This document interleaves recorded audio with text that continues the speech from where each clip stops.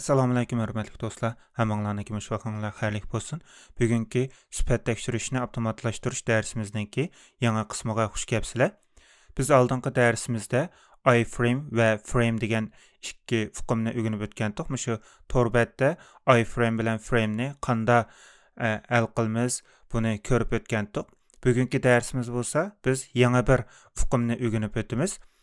Bugünkü dərsimizdə bo'lsa, biz drop down list deganni o'rganib o'tamiz. Endi bu drop down list degan nima degan vaqtida bu drop down list ya'ni internet checkit heroku app checkit.com deganga kirsak, bu yerda drop down deb shu drop downga kirsak, bu yerda mana bir tanlashlar chiqadi. List, ya'ni drop down list deymiz buni.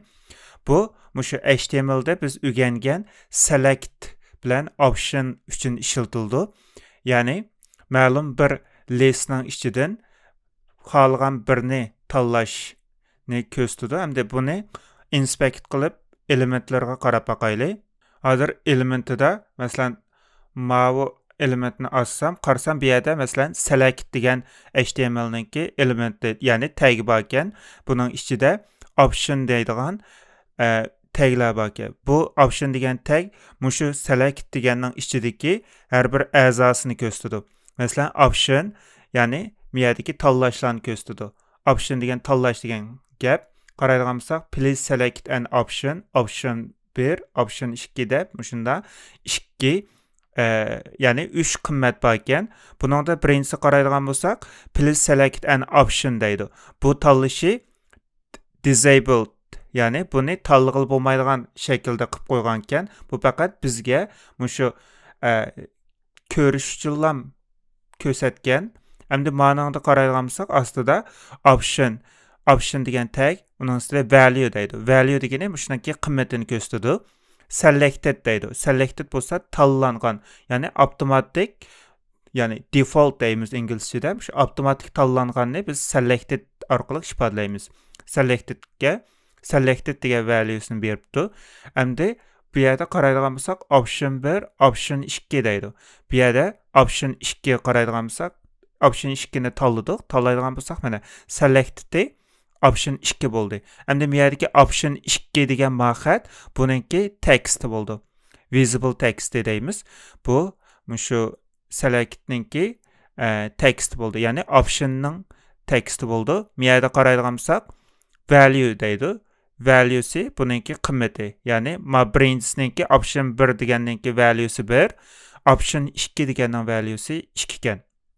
Endi bu yerda qaraydigan bo'lsak, optionning 3 bor ekan. Bu masalan index bo'yicha mangsak, bu yerda option birinchi indeksi, ya'ni birinchisi index 0 bo'ldi. Ya'ni index 0 deymiz. Index 0-chi indeksi, birinchi indeksi, ikkinchi indeksi. Endi biz shu HTML'dagi select uchun berilgan shu select'dagi optionlarni, ya'ni tanlashlarni qanday tanlaymiz? Seleniumda har xil bizga bu haqida masalalar uchraydi. Mayli xizmat jarayonida bo'lsin va yoki o'rganish jarayonida bo'lsin, shuni qanday hal qilamiz? Bugun shunga qarab o'taylik. Undaqda biz shu amaliy mashg'ulot kirib ketaylik. Avval men bu yerga yangidan bir package quray. Package'ga day 8 deb yozdim. Day 8. Ondan keyin bu yerga yozib bo'lgandan keyin yangi bir sinfdan birini quray. Qilib drop down list deb yozdim. Yozgandan keyin men bu yerga main methoddan birini quray. Main deb yozib Ctrl bilan Shift'ni bassam, menga tanlash chiqdi. Buning ichida o'sha main methodni yozdik. Endi biz ma'lumotlarni hal qilishdan burun avval nima qilaylik? Avval biz ma'lumot darsimizda ishlatgan ma'lumot kodimizni ko'chirib olaylik. Men ko'chirib olmay, sizlar shu yozib o'rganishni, ya'ni qo'linglarni shunga ko'ndirishga odatlaninglar. Endi men buni bu yerga ko'chirib oldim. Ko'chirib olgandan keyin endi bu yerda shu Seleniumda select de bir sınıf var. Bu select degan sınıf şu HTML'deki select degan şu HTML tagideki şu selectni hal qilish uchun ishlatilgan bir sınıf, ya'ni shuning uchun qurilgan bir sınıf. Ya'ni select deb yozdik. Select degan buningga objektning ismini berdik. New select deb yozdim. Endi bu yerda mavi avval sınıfni import qilay. Bu qaraydigan bo'lsak, org chekit openqa chekit selenium chekit support.ua degan packajdan import qildik ekanmiz buni. Endi buni import qilgandan keyin bu yerda buningga bir constructor beramiz. Mavi sınıfı ochilmadi, endi buningki asli kodi ochilmadi. Bu yerda qaraydigan bo'lsak, mavsini mana ekelsak, bu yerda qaraydigan bo'lsak, add argument to match select web element deydi. Bu yerdagi constructorga biz bir web elementdan birini berdik ekanmiz. Endi bu web element nimani ko'rsatadi degan vaqtida bu yerdagi selectki mushu selectni tanlaydigan web elementni ko'rsatadi. Biz cho'qib bu yerga mushu selectni topadigan web elementdan birini yozishimiz kerak. Buni qanday topamiz degan vaqtida biz oldingi darsimizda o'rganib o'tgandek web element qildik. Ondan bu yerga drop down deb yozay. Driver.find elementni ishlatdik. By chekit. Bu yerga id'si bilan topayli. Bu yerda qaraydigan bo'lsak, id'si bor ekan tayyor. Biz shu id'ni ishlatib turib bu select degan tagni, ya'ni web elementni topsak bo'ldi. Qaraydigan bo'lsak, id'si drop down ekan. Buni bu yerdan copy qilib elib, bu yerga paste qilman. Paste qilib qilsam bo'ldi. Endi bu copy paste'ninki qisqa usuli control bilan v control c copy qildi. Control bilan v'ni bassak bu paste qildi. Mushu qisqa yo'llarni o'rganib olishinglarni tavsiya qilaman. Endi bu yerda biz manada bir select degan mavi tagninki elementini tepib oldik. Bu web element bo'ldi. Endi biz bu yerga mushu web elementninki ismini beramiz. Drop down qilib ma'ni bersak bo'ldi. Bu yana bir elementni tepish usuli. Endi buni biz manda ayrim element qilmay bevosita yoza olamiz deganda yana biz bevosita yoza olamiz. Qanday yozamiz degan chog'da biz selectdan bir object quramiz. Select new select.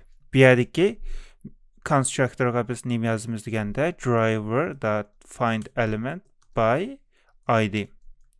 id'sini qilib drop down qilib ma shakldimi biz shu select degan web elementni topa olamiz.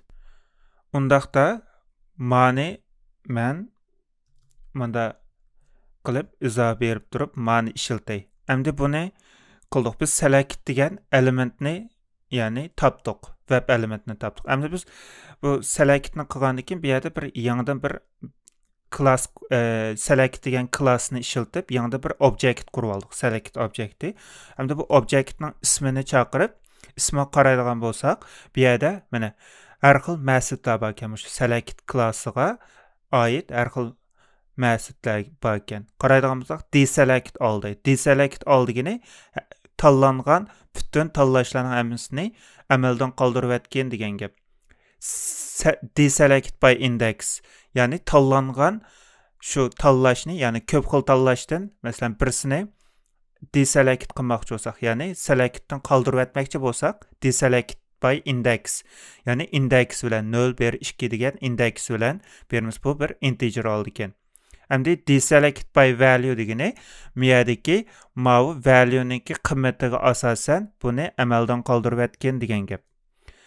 Bu yerda visible text, deselect by visible text. Bu bu yerdagi option 1, option 2 deganlar shu visible text bo'ldi. Visible by text deganga ashuni ishlatamiz.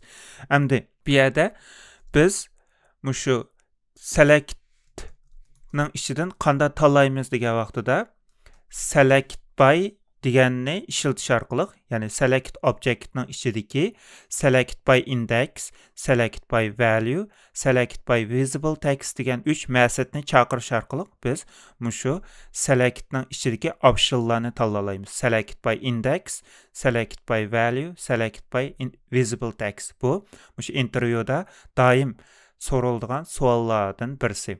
Masalan, select by indeksida biz index beramiz. Bu index ya'ni son aladi, integer. Masalan, select by 1 deb yazsak, biz ma'noning ichidagi qaraydigan bo'lsak, 0-index, 1-index, option 1 deganni tanlaydi. Agar select by index 2 qiladigan bo'lsak, bu yerda mana option 2 deganni tanlaydi. Ondan qaraydigan bo'lsak, select degan object ismini chaqirib, select by value deganga biz bir string aldik ekan bu. Bu string name string degan vaqtida bu yerdagi value ninki qiymati 1, 2 degan. Masalan, men value 2 bo'lganini tanlamoqchi bo'lsam, 2 deb bassam bo'ldi. Bu mushu ikkinchi option 2 deganni bizga chiqarib berdi. Endi bu yerda yana birisi bor.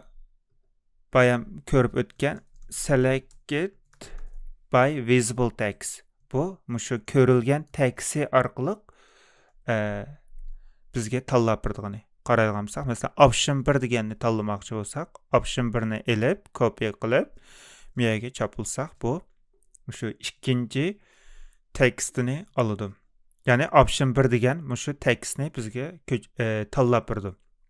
Endi mushu select degan tagning ichida qanchatal option borligini biz qanday topamiz degan vaqtida bu yerda biz mouse selectning ichida get qilib get options deydigan bir bu yerda metod bor. Get options bu list, ya'ni list qaytarib bergan, listniki web element qaytarib bergan. Bu barliq mushu tanlashlarni, ya'ni bu yerdagi optionlarni bizga chiqarib bergan. Endi bu yerda qanchatal option bor, biz shuni qarab boqaylik. Bu list qaytargan, ya'ni listning ichida web elementni bizga qaytarib bergan. All options deb tanladim. Men list deganni import qilay. Bu Java util degan package-ning ichida listni import qildim. Endi bu yerda all options, ya'ni barliq tanlashlar degan gap. All options ni berdim buning ismiga. Bu select chekit get options, ya'ni barliq bizga mush tanlashlarni qaytarib berdi. Endi biz bu yerda system out qilib all options dot size orqali qanchatal optionninki mishada qanchatal optionninki borlig'ini topa olamiz. Ya'ni bu bizga 3 talni qaytarib berdi.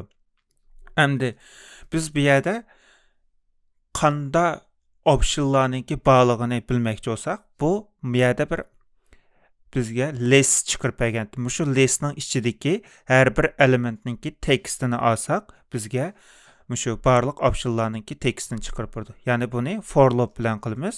For loopda mushu listning ichidagi har bir elementni olamiz. Bu har bir elementning o'zi bir element bo'lganligi uchun bu yerga web element deb yozaman. Web element bu yerda option deydigan bo'lsak, option nimning ichida all options deydigan mushu listning ichidagi ni ko'rsatadi. Endi bu bizga har bir optionninki birisini web element shaklda chiqadi. Endi biz mushu web elementninki tekstini olsak bo'ldi. Qanday olamiz deganda option dot get text deydigan metodimiz bor. Get text degani mushu har bir elementninki tekstini olib berdi. Bu mushu option dot get text orqali har bir optionninki tekstini olishniki usuli. Endi biz mana bir mangus paqili miyadagi ma adresni o'zgartay, drop down qilib ma adresni copy paste qildim. Miyaga paste qildim. Endi buni mangus paqili biz qanday bir natijaga erishimizki.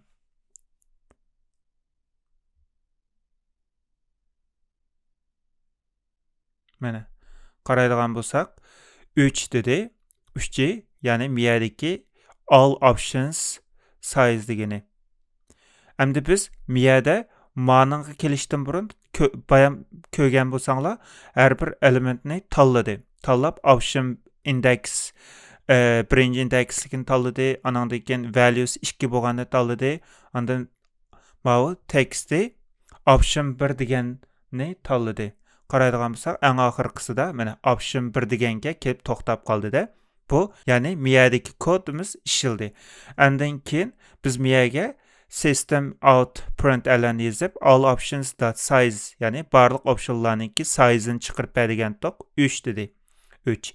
Ondan bu qaysi optionlar deb mushu listningki har bir elementiga berib, elementning tekstini olgan toq qarasak, bu yerda please select an option 1, option 2 deydigan mushu 3 optionningki, ya'ni 3 tanlashninki tekstini chiqarib beradi. Qaraydigan bo'lsak, please select an option 1, option 2 deb mushu 3'ninki tekstini chiqarib beradi. Ya'ni bu mushu get options orqali butun optionni elish, bu list qaytardi. Bu listni for loop orqali ichiga kirib, buning get text degan ma'satni ishlatish orqali tekstini, ya'ni xatini elishni biz bu yerda qilib chiqdik. Endi biz yana mushu select deganga kirib boqaylik. Select degan object ismini elib, select deganni besib qaraydigan bo'lsak, get first selected option deb bir ma'sat bor ekan. Bu mushu web element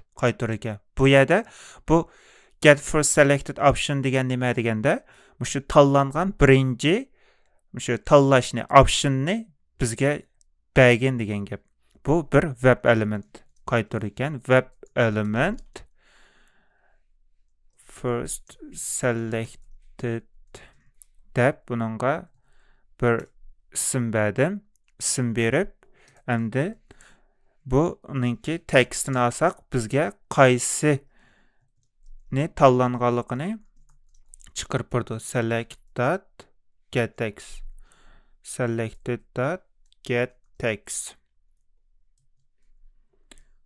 Mavu mushu tanlangan birinchi elementninki bizga tekstni berdi. Get first selected degan şu birinci tanlangan elementni al degan gap. Bu bir web element qaytardi. Web elementninki tekstini alsak, bizga tanlangan birinci elementni chiqarib berdi. Buni manguz baqilay.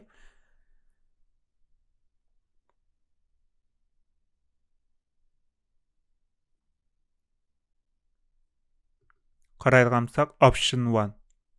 Biz bu yerda option 1ni tanlab bo'lgandan keyin biz ma ishlarni qildik.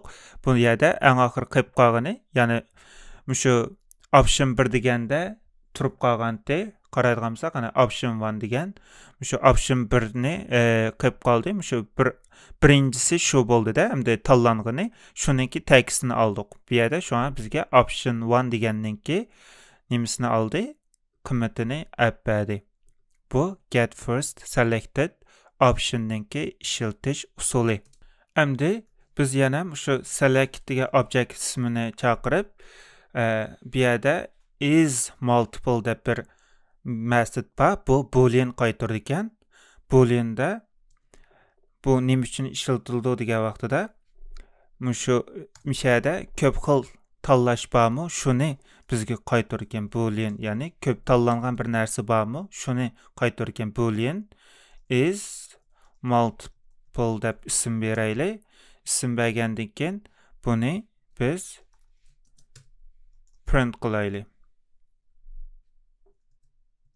Is multiple deganni print qilsak, bu boolean qaytardi. True yoki false qaytardi. Endi bu yerda ko'p tanlangan bir narsa bo'lmaganligi uchun bizga false qaytarish kerak. Qani birini buni manguz baqilay.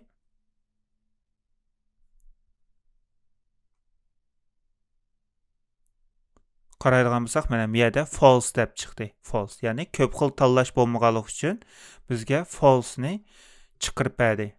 Mana 3 please select an option 1, option 2, option 1 false.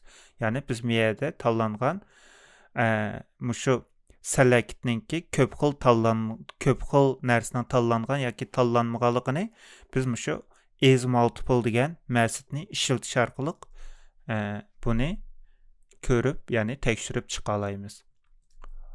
Endi bu mushu asosligi mushu select degan mushu klassda ko'p ishiltirilgan ma'sudlar. Buningda bayam biz ko'rgandek selectga objektni chaqirib qaraydigan bo'lsak, deselect degan tanlangan hammasini amaldan qoldirish, deselect by index degan index bo'yicha amaldan qoldirish, qimmati bo'yicha, xeti bo'yicha degandek. Ondan get all selected optionsda bütün tanlangan optionlarni chiqirib bergin, qaytarib bergin deganga bu list qaytarır ekan, web element oldi ekan. Ondan get first selected options birinchi qatim tanlanganligi degandek. Endi get wrapped element degan selectning ichidagi bir ma'sud ekan, buni men bak ishiltib baxmagan, şu an bu vaqtida bak uchurim yo'q ekan. Endi mushu biz shu select degan sinfni ishiltish orqali drop down listni qanday shaklda hal qilamiz, shuningki ishiltish, ya'ni hal qilish usullari mushunchalik. Endi biz yana bir misoldan birini ishlab baqilay. Men bu yerga yangi bir klassdan birini qurib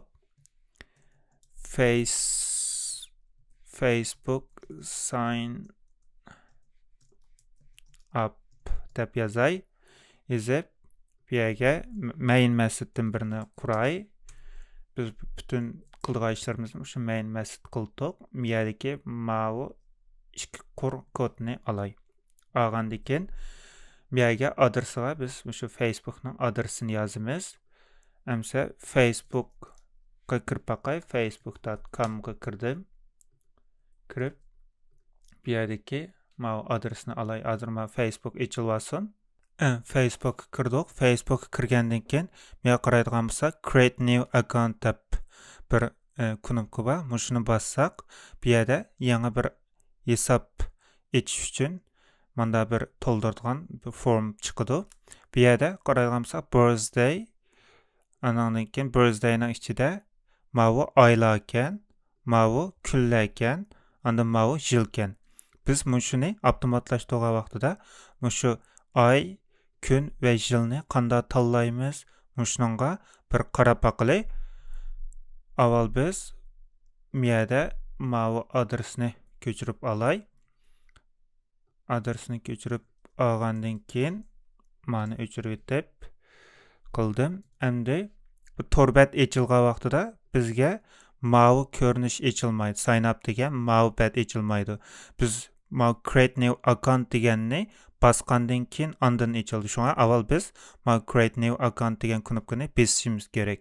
Buni inspect qilib qarab baqilay. Create new account. Qaraydigan bo'lsak, buningki bu yerda biz ishlatgidek klassi o'zgarib turadigan dynamic class ekan.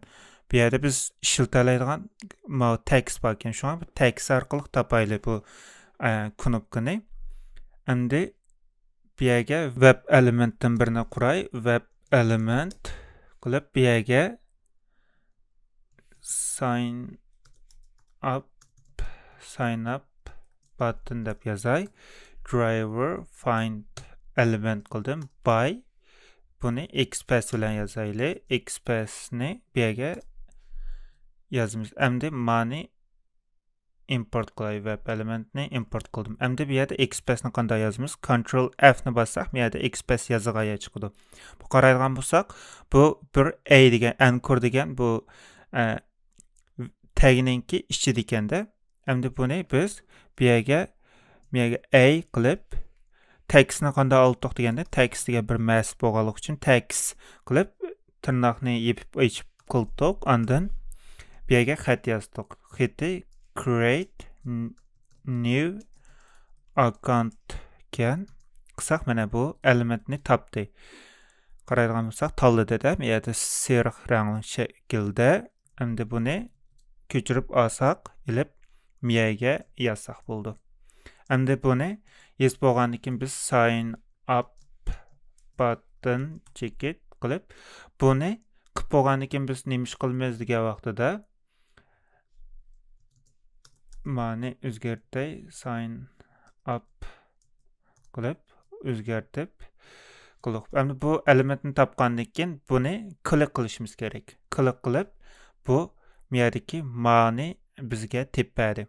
Buni buning ichiga kirgandan keyin qaraydigan bo'lsak, mana miyada endi mavu tizimli turgan yerlar ochildi. Qani mani bir mang'uz baqili.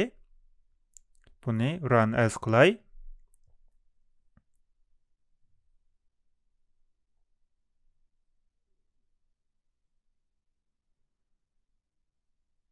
Mana qaraydigan bo'lsak, mana tizimtish o'rni ochildi-da. Bu muvaffaqiyatli holda kirdi degan gap. Endi biz nima ish qilamiz degan vaqtida, endi biz miyadagi mavu elementlarni topsaq bo'ldi. Buni qaraydigan bo'lsak, masalan, bu yerda ayni qarab baqili, ay nimning ichidagi ay qaraydigan bo'lsak, ay mu salakitning ichida ekan. Ostida kunmu salakitning ichida ekan. Bu yerda ay, kun va yillarni salakit orqali qilibdi. Buning optionda bu yerda ayning months deydi. 1-ay, 2-ay, 3-chi aylar ekan. Buningda 1-aydagi 1-ayni valuesiga 1ni beribdi-da. Bu valuesi 1dan 12gacha shu ayninki son bilan ifodalanishgan. Miyadagi mavu Jan, Feb deb shu aylarning qisqartirilmasi bo'lsa, bu shu aylarninki text orqali ifodalanishgan. Endi bu yerda biz indeks bilan qilmoqchi bo'lsak, months degan indeksi bo'ldi. 0-indeks, 1-indeks, 2-indeks, 3-indeks degan ma shaklda ma'noda. Endi biz bu yerda 3 tal selektdan 3 ni qurishimiz kerak. Bu 3'i months, day, year deganlarga vakillik qildi. Biz bu yerda bu selektni name orqali topalaydi ekanmiz, name beribdi. ID orqali topalaydi ekanmiz yoki title orqali topalaydi ekanmizda. Endi biz ID orqali bu months, day, year deganlarni qurib chiqaylik. Endi bu yerda qilgandan keyin select degan klassni qurma, object ismiga men avval months deb beray, ay deb yozdik. Ondan new select deb yana bir objektdan birini qurma. Bu yerga biz driver.find element by id shaklda ifodalab, bu yerga shu ayni ifodalaymiz. Avval select deganni import qilay. Import qildim. Endi buni 3 qatim ko'chirib, men ostiga olay. Months, day, year deb 3 ni tanladim. 3 tal selectdan 3 ni qurib oldim-da. Endi buni qurib olgandan keyin bu yerda endi months, day, year deganni yozamiz. Masalan, ayga months degan id'si, dayninki kunninki day ekan, yilninki year ekan. Bu 3'ini qurib oldik. Endi biz mavu 3 tal selectdan 3 ni qurib oldik. Endi 3'ning ichidagi yil, ay, kunlarni tanlash uchun biz keyin bu 3'ini ayrim-ayrim 3'ni qilmay, bir masjiddan birini qurib olib, shu masjidning ichida shu masjidni chaqirish orqali bir tanlam masjid orqali boshqalarni tanlaydigan shaklda qilib, keyingi darslarimizda buni texmo ilg'or qilib, keyindan select degan yozishning o'rniga bir qatim selectni ishlatib, faqat parametr berish orqali o'zgartirgan qilib, bu masjidlarni yozib chiqamiz. Avval hozirgi darsimiz shu Selenium'ninki asos darsi bo'lganligi uchun ayrim-ayrim qurib chiqdik. Endi bu months'ni yozdik. Endi bu yerda months'ga biz bu yerda buningki textiga, shu option'ninki textiga months, Jan, February qilib, shu ayninki qisqartirilmasi yoki valuesiga sonni yozish orqali qilsak bo'ldi. Endi men sonni yozish orqali beray. Months, select orqali biz optionni, ya'ni tanlashni tanlaydik. Select by value qiymat orqali ayni tanlay. Masalan, 8 deb yozdim. Endi ayni tanlab bo'lgandan keyin yilni tanlay, kunni tanlay. Kunni select by bu yerga nim bilan tanlay. Kunga bir qarab baqilay. Kun masalan qilsak, kunni ochay, qaraydigan bolsaq, bu yerda masalan kunninki indeks 0-ci indeks deydigan xətni göstərir ekan. Qalğan 1-ci indeksidən tartıb 31-ci indeksgacha bu hammasi shu values bilan tekstə oxşaş ekan. Mən bu yerda select by value qılmay, select by visible text qılıb oxşamagan usul bo'yicha sizlarga tanlashni ko'rsatay. Select by visible text qilib, masalan 8-ci ayninki 30-cı kuni qilib tanlay bo'pti. 30-ni tanladik. Endi yilni tanlay. Year qilib select by bu yerga masalan visible text qilay bo'pti. Bu yerga yilni masalan yilga berib baqli, yilga qaraydigan bo'lsak, mana bu yerda option birinci optioni, ya'ni mushu hozir turayotgan vaqtingizni avtomatik tanlaydi ekanda, selected qilib. Masalan 2020-yilda bo'lganligimiz uchun buni avtomatik tanlab qo'ydi ekan. Endi buni qaraydigan bo'lsak, toki bu 1905-yilgacha bo'lgan option bor ekanda, barliq hammasini option orqali ifodalabdi. Biz bu yerdan visible text orqali bu yerga yilni beraylik. Masalan 1982 deb yozay. Buni yozib bo'lgandan keyin bu yerda bizga 8-ci ayninki masalan avgust 30-cı kuni ondan 1983 yazganmıdıq. 82-ni yazıbdıq. 1982-ni bizga ma şəkildə tanlab berdi.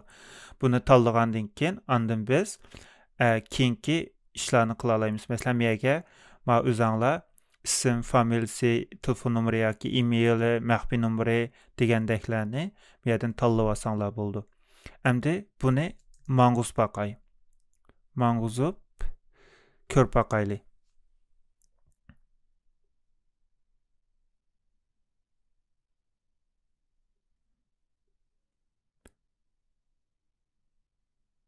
Mana ochdi, biroq ama bizga xatolik ko'rsatdi. Xatolik ko'rsatib, no such element exception deb bu yerda mans deganni yo'q deb bizga xatolik berdi. Chunki bu yerda mans bor. Nemishqa mans, ya'ni ayni yo'q deb ko'rsatdi. Nima uchun? Buni qarab baqaylik. Chunki mau torbat ochilgandan keyin darallam klikni besiblam mau bu yerdagi elementlar tushib bo'lguncha bu mans, ya'ni ay deganni izlaydigan elementni izlashga kirishib ketganligi uchun bu yerda qisqa vaqt ichida bir muncha ishni qilganligi uchun buningga vaqt yetishmay bu yerda bu elementni topolmay qoldi. Shuning uchun biz bu yerdagi ko'rinishni echib, hamma narsa to'liq tushib bo'lgandan keyin ondan izlasak bu elementni topa oladi. Ama buni qanday qilamiz degan vaqtida biz bu yerda klik qilgandan keyin bu yerda thread deb bir class var. Thread.slip deb.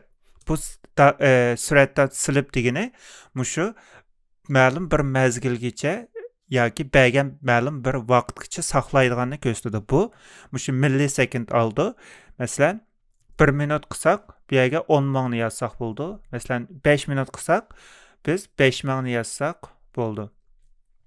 Endi mau ni cho'qim bu yerda exception bizga xatolik berdi. Buni biz cho'qim shu ifodalashimiz kerak. Bu yerga try catchni ishlatishimiz kerak yoki yangi bir throws deganni ishlatib, bu yerga throws qilib exceptiondan birini aniqlashimiz kerak. Masalan, as throws declaration deganni qildim.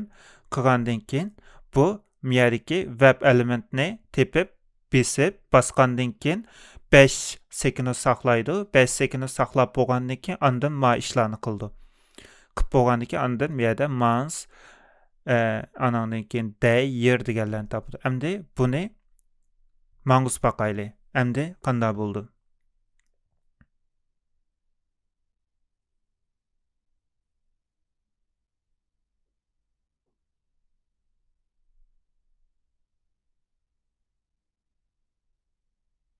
Qaraydigan bo'lsak, mana avgust 30 1982 deb tanladi. Ya'ni mabad echilgandan keyin bir 5 sekund turib o'tib, ondan keyin izlaganni topoldi. Bu mushu element tepishda alohida diqqat qiladigan ishlardan birisi. Ya'ni bu elementni tepish uchun bek Әмма iş qısqa vaqt ichida bo'lganligi uchun bu element tushib bo'lguncha, torbat tushib bo'lguncha bu elementni topaman deb izlashga boshlaydi. Ammo element tushmaganligi uchun bizga xatolik berdi. Biz buni shu ma'lum bir vaqtgacha saqlab, anandan keyin saqlab bo'lgandan keyin andan biz izsak topa olamiz. Hamma vaqtda biz shu suratda silibni ishlatishimiz lozimmi degan vaqtda bu ishlatsak nihoyatda kodimiz bak yaxshi olmaydi-da. Hamda bu bir kasbiy bir usul orqali bu ishni hal qilmagan bo'lamiz. Buni biz hal qilish uchun qanday qilamiz degan vaqtida shu Seleniumda shu implicitly wait deydigan bir saqlash turi bor. Bu saqlash turi nima degan vaqtida bu saqlash turida biz bir elementni izlaymiz. İzlab u element topilmagan bo'lsa, shu element topilmaganda no such element exception deydigan bir xatolik berdi-ku. Shu xatolikni bagicha oraliqda bir 10 sekund saqlab baqidi. 10 sekund saqlab, agar 10 sekund yoki biz bergan vaqt qanchalik bo'lsa, shu vaqtchilik saqlab baqidi. Anandan keyin agar shu vaqt ichida elementni topa olsa, bizga keyingi qadamga o'talaydi. Agar 10 sekund ichida shu elementni topolmasa, andan bizga no such element exception degan bir exceptionni berdi. Biz buni qanday ishlatamiz degan vaqtida bu yerda shu driver degan shu object ismini chiqarib chaqiramiz. Buning ichida manage deydigan bir method bor. Manage'ni qilgandan keyin buning ichida manage timeouts deb bu bor. Timeoutsdan keyin implicitly wait deb bu yerda bir saqlash turi bor. Bu saqlash turida birinchisida long argument, ya'ni millisekund oldi. Anandan keyin bu yerda time unit deydi. Ya'ni sekundmi yoki soatmi degandek shu time birligini oldi, vaqt birligini.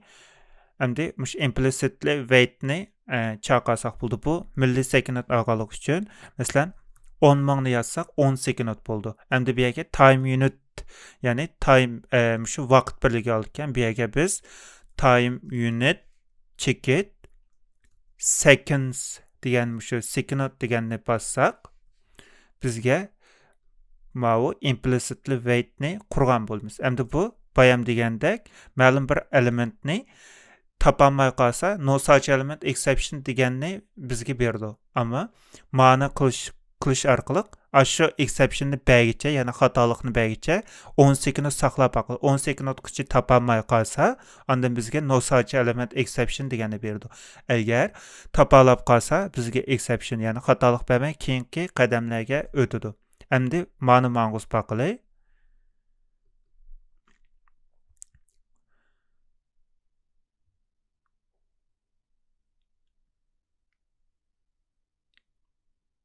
Create new account'ni bastı.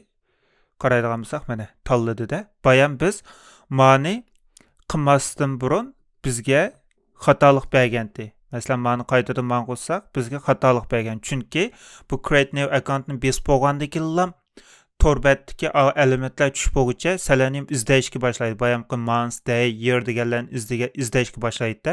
U darhol topa bo'lgandan keyin bizga xatolik berdi.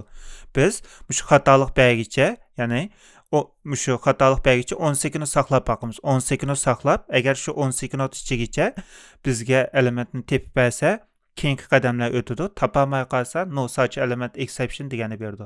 Shunga mau implicitly wait deganni mushni shu vaqtda ishlatamiz. Endi bu implicitly wait deganni shu bir qatimlam ishlatib qo'ysak, butun hamma yerga ishlaydi. Buni qayta implicitly waitni qurishimizniki hech qanday hojat yo'q.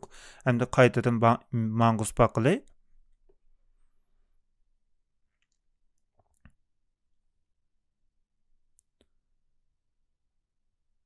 Create new account'ni bastı, besib saqladi.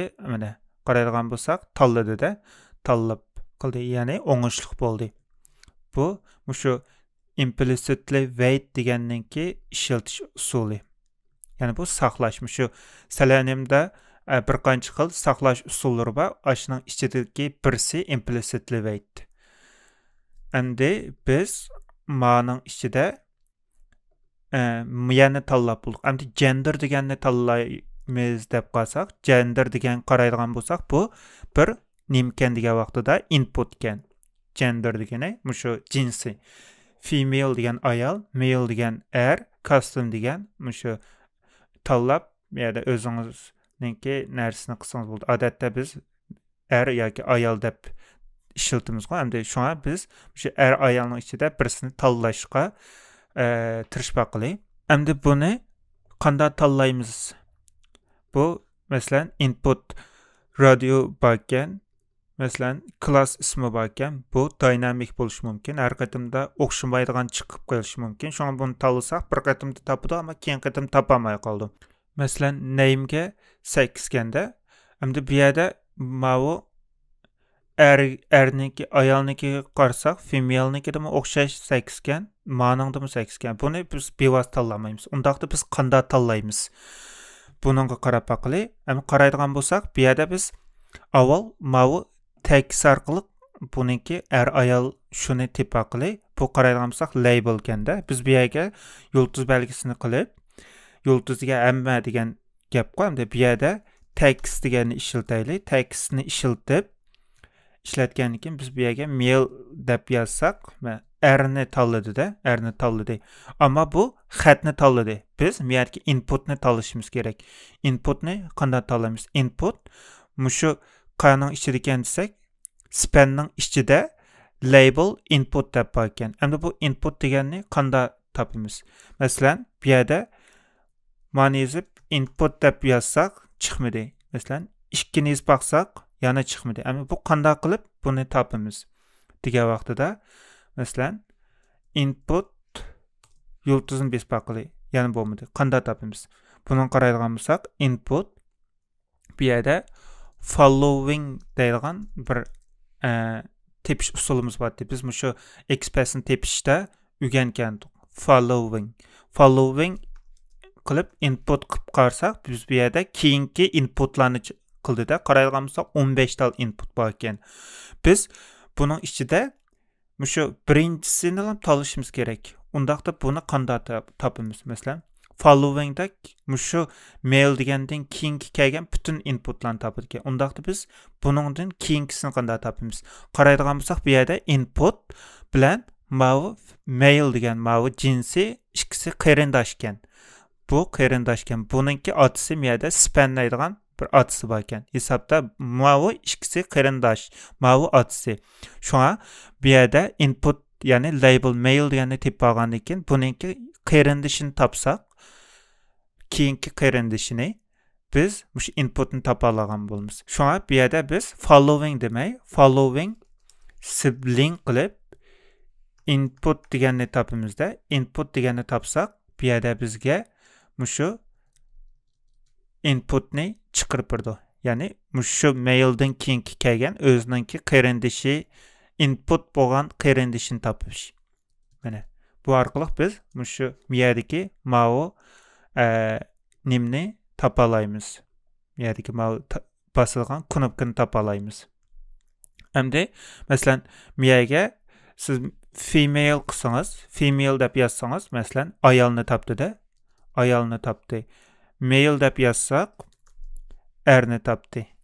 Mana bu shu dynamic express yozishniki usuli. Shu orqali biz bu yerdagi mail deganni topdik. Mail deganida er deganni topdik. Endi biz bu yerga nima qilamiz? Yil oy kunlarni topdik. Endi yangi bir web element qurib, element yoki sex deb qilay. Jinsi yani cinsini topdik yoki gender deb yazsak bo'ldi. Gender deb yozib driver.find element qilib by xpath bilan topdik. Xpathimizni ko'chirdik. Mana bu xpathni topgandan keyin nima qilamiz? Click ya'ni besish harakatini qilsak, bu yerda mail deganni tanlaydi. Undaqda mang'uz baqiliqini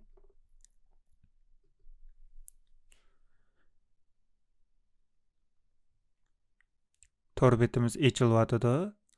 Facebook açıldı. Create new account'ni basıdı. Yıl ay kunlarni tanladı. Mana mail deganni tanladı. Biz mail deganni tanladık. Endi biz bu yerda oldingi darsimizda o'tgan gender.is selected degan ma'ni işletish orqali mushuninki tanlangan yoki tanlanmaganligini biz tekshira olamiz. Ma'ni qilib print bu boolean qaytarganlik uchun agar tanlangan bo'lsa true, tanlanmagan bo'lsa false ni qaytardi. Qaytardi ma'nus paqli.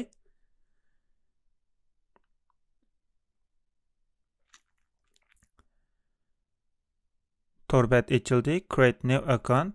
Yıl ay günlerini tanlaydı. Mail deganni tanladı. Ondan keyin qaraydigan bo'lsak true bo'ldi de. Mana to'g'ri, ya'ni tanlandi dedi. Endi bu yerda biz female deganni biz baqili. Ayolni tanlamdi, tanlamamdi. Qaytada ma'nguzayli.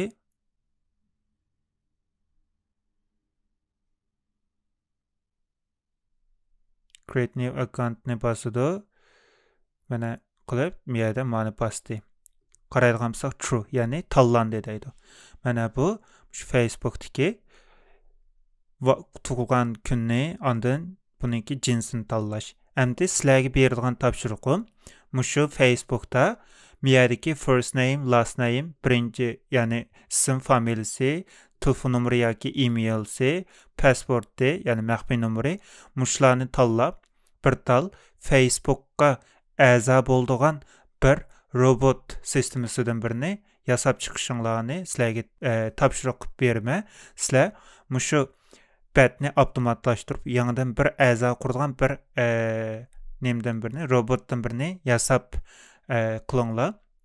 Bu orqali mushu qanday avtomatlashtirishni yaxshi o'rganib olsizlar. Hamma ishni o'zinglar qo'l silab o'rgansanglar, yaxshi o'rgana olasizlar. Undaqda bugungi darsimiz mishakayichi bo'lsin. Keyingi darslarimizda ko'rishguncha omon bo'linglar. Allohga emanet.